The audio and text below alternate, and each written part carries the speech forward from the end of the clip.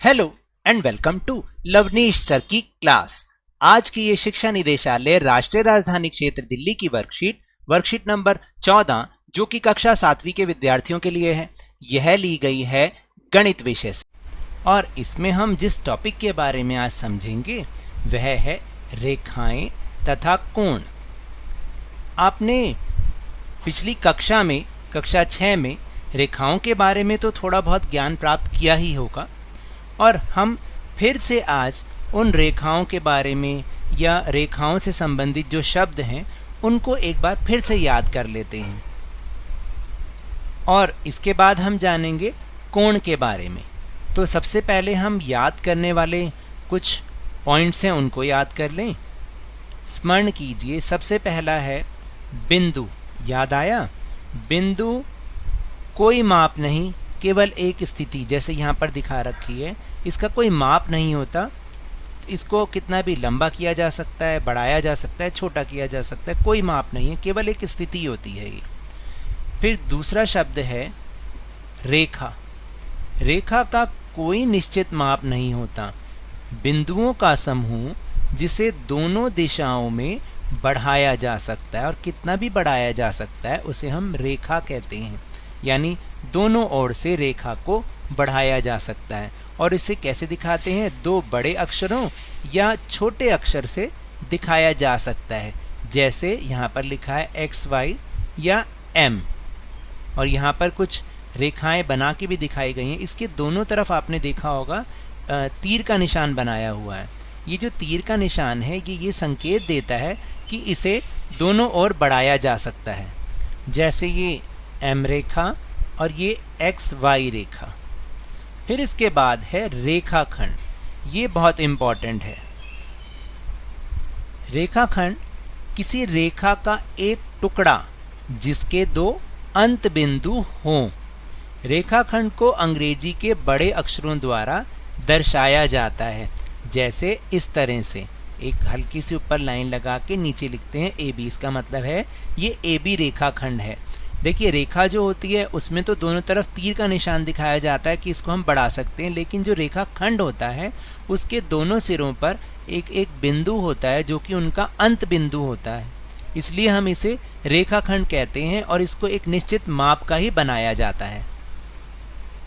इसके बाद हम समझेंगे किरण को। तो अभी तक हमने बिंदु, रेखा और रेखाखंड के बारे में जाना। अब हम समझेंगे किरण। किरण रेखा का एक हिस्सा जिसका एक अंत बिंदु नामतः प्रारंभिक बिंदु होता है, अन्य बिंदु को अपरिमित रूप से बढ़ाते।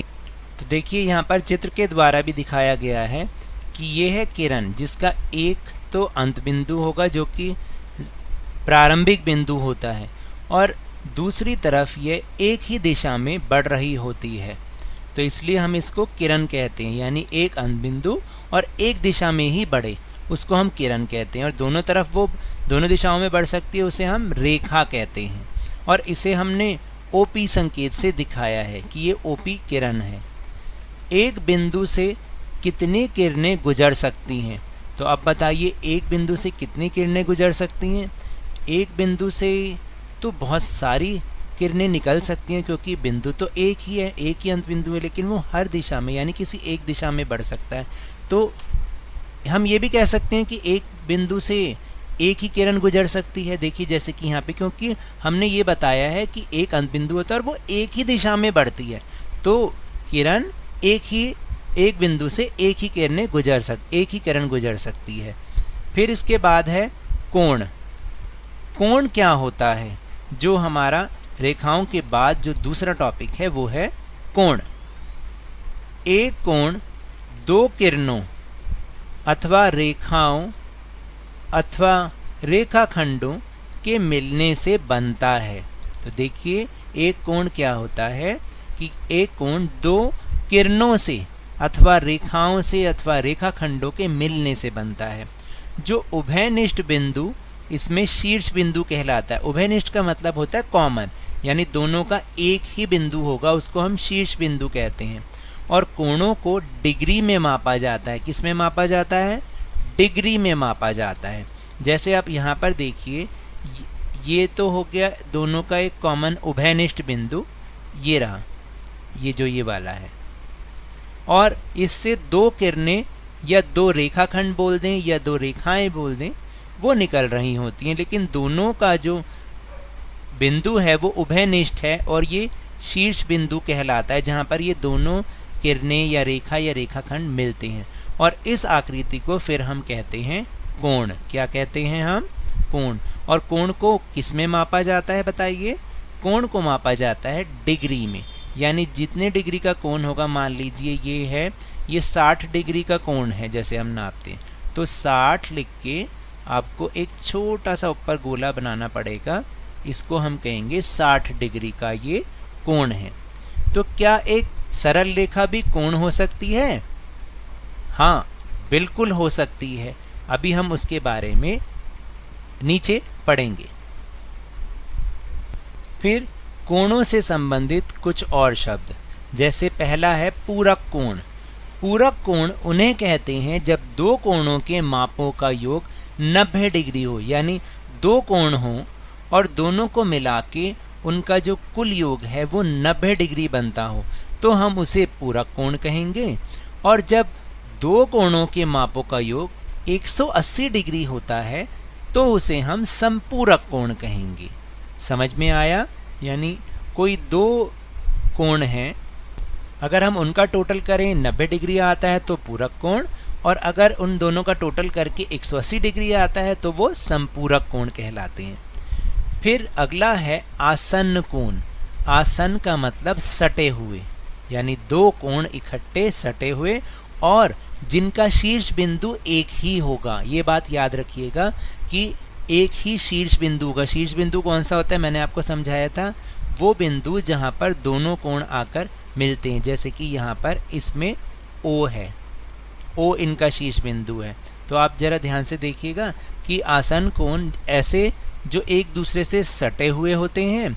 आसन्न कोणों में उभयनिष्ठ शीर्ष और उभयनिष्ठ भुजा होती है, यानी कहने का मतलब जो आसन्न कोण होते हैं उनका एक जो बिंदु होता है, शीर्ष बिंदु, वो भी उभयनिष्ठ यानी कॉमन होता है, और उनकी जो एक रेखा होती है उन दोनों कोणों की, वो भी उभयनिष्ठ यानी कॉमन होती है, दोनों में वो कॉमन होती है। इस तरीके की जो आकृति अगर आप ध्यान से देखें, ये देखिए दोनों का बिंदु भी सेम है और दोनों के बीच में कोण में ये वाली रेखा है ये उभयनिष्ठ है यानी कॉमन है, तो इसलिए ये आसन्न कोण कहलाएंगे, यानी एक दूसरे से सटे हुए कोण। जैसे यहाँ पर दे रखा है कि उभयनिष्ठ भुजा, तो इसमें OR है, बिल्कुल इस तरह से उभयनिष्ठ शीर्ष इनका O है। उभयनिष्ठ का मतलब कॉमन जो बिंदु है, और जो उभयनिष्ठ नहीं है, भुजा जो उभयनिष्ठ नहीं है, OP और OQ। उसके बाद जो हम पढ़ रहे हैं रैखिक युग्म। रैखिक युग्म क्या होता है? एक रैखिक युग्म ऐसे आसन्न कोणों का युग्म होता है जिनकी भुजाएं उभयनिष्ठ नहीं विपरीत दिशा में किरणें होती हैं।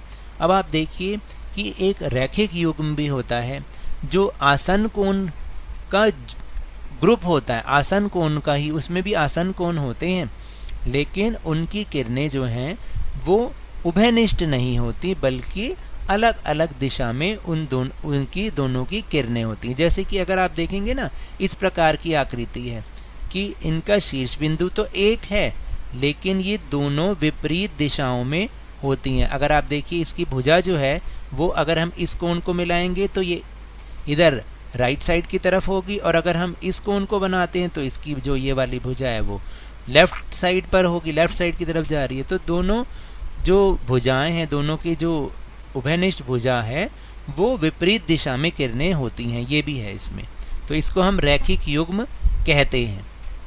तो चलिए अब करते हैं अभ्यास के प्रश्न। आओ अभ्यास करें। पहला प्रश्न है कि निम्नलिखित कोणों की पहचान कीजिए कि ये जो आकृतियां दे रखी हैं ये आसन्न कोण है, आसन्न पूरक कोण है, रैखिक युग्म है या फिर संपूरक युग्म है। तो देखो पहला जो है इसको हम कहेंगे संपूरक युग्म। कैसे लिखना है मैं आपको लिख के बताता हूं। अभी यहां पर आप लिखोगे संपूरक युग्म, क्योंकि ये दोनों एक ही लाइन पर है और जो इनकी जो भुजा है वो विपरीत दिशाओं में है, और ये इन दोनों कोणों का जो योग है वो 180 डिग्री होगा, इसलिए ये संपूरक युग्म कहलाएगा। फिर दूसरा वाला जो है ये है रैखिक युग्म। क्या है ये? रैखिक युग्म। क्योंकि अभी अभी ऊपर हमने समझा है ना कि जब ऐसा रैखिक युग्म, ये ऐसे आसन्न कोणों का युग्म होता है जिनकी भुजाएं कॉमन नहीं होती, उभयनिष्ठ नहीं होती, बल्कि विपरीत दिशा में किरणें होती हैं, तो ये हो गया रैखिक युग्म। और फिर ये है आसन्न कोण। ये कौन सा कोण है? आसन, जो अभी मैंने ऊपर आपको समझाया कि आसन युग्म क्या होता है, ये आसन कोण क्या होता है। और फिर ये है आसन पूरक कोण। पूरक कोण का मतलब अभी समझाया था ना, जिन दो कोणों का जो योग मिलके 90 डिग्री होता है, तो ये है आसन पूरक कोण। अब इसके बाद है दी गई आकृति में x का मान ज्ञात कीजिए। जैसे अभी अभी मैंने आपको समझाया था, ये जो रैखिक युग्म होता है इसका कुल मान कितना होता है? वो होता है 180 डिग्री। तो अगर एक कोण 150 का है तो दूसरा कितना होगा? आप इसको ऐसे करके देख सकते हैं, ये हो जाएगा 30 डिग्री। तो यहां पर x का मान क्या आ जाएगा? 30 डिग्री। अब आपको समझ में आया कि ये कितना होगा? तो आप इसको ऐसे भी लिख सकते हो कि भाई 150 डिग्री जमा x बराबर 180 डिग्री। सबसे पहले ये, फिर ये वाला स्टेप, फिर ये वाला स्टेप, इस तरीके से हमें इसको करना है। फिर इसके बाद है तीसरा प्रश्न। जब घड़ी में समय दोपहर 3:30 बजे होता है तो घड़ी की दोनों सुइयां क्या कोण बनाती हैं? क्या ये अधिक, प्रतिवर्त या न्यून कोण होता है? अगर आप ध्यान से देखो तो वो इस तरीके से बनता है, जो 3:30 होते हैं वो ऐसे बनता है, ठीक है। अगर आप उसको ध्यान से देखेंगे ऐसे, एक मिनट रुको, मैं आपको बना के दिखाता हूँ। वो कुछ इस तरीके से बनता है। अगर आप इसको सीधा करेंगे तो ये कैसा बन जाएगा? ऐसा बन जाएगा। तो ये कौन सा होता है? न्यून कोण होता है। तो आप लिख दोगे उत्तर में न्यून कोण, क्योंकि ये 90 डिग्री से कम होगा। देखने से भी लग रहा है ना कि ये जो आकृति है वो 90 डिग्री से कम होगी, तो ये जो इसका उत्तर है वो बन जाएगा न्यून कोण। तो ये तो थी आज की वर्कशीट। अगर मेरे इस तरह समझाने से अब आपको समझ में आने लगा है तो इस चैनल और वीडियो को खूब लाइक दीजिए। आप इस समय देख रहे हैं तो लाइक का बटन दबाएं, नए हैं तो सब्सक्राइब कीजिए और खूब ज़्यादा शेयर कीजिए। और टेलीग्राम ऐप पर हमारा चैनल लवनीश सर की क्लास, जिसका लिंक आपको डिस्क्रिप्शन बॉक्स में मिल जाएगा, उसको ज्वाइन करना ना भूलें। लेकिन याद रखिएगा, घर से बाहर निकलते समय मास्क अवश्य लगाएं और जब भी आपकी बारी आए कोरोना का टीकाकरण जरूर लगवाएं, क्योंकि कोरोना को हराना है और जिंदगी को एक बार फिर से सुहाना बनाना है। इसी उम्मीद के साथ बहुत बहुत धन्यवाद।